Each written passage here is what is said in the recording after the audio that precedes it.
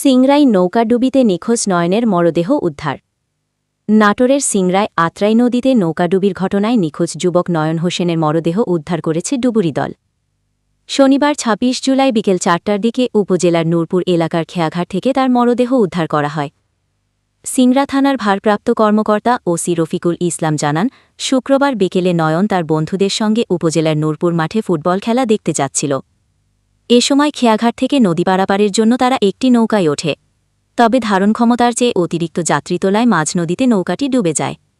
যাত্রীদের বেশিরভাগই সাঁতরে তীরে উঠতে সক্ষম হলেও নয়ন নদীতে তলিয়ে যায়। খবর পেয়ে রাজশাহী থেকে ডুবুরি দল এসে রাত ১০টা পর্যন্ত উদ্ধার তৎপরতা চালায়। তবে তাকে খুঁজে না পাওয়ায় রাতেই উদ্ধার অভিযান স্থগিত করা হয়। পরদিন শনিবার দুপুর থেকে পুনরায় উদ্ধার অভিযান শুরু করা হয়। বিকেলে নূরপুর খেয়াঘাট সংলগ্ন স্থান থেকে নয়নের মরদেহ উদ্ধার করা হয়। নয়ন নাটোরের সিংড়া উপজেলার নূরপুর গ্রামের মহির উদ্দিনের ছেলে।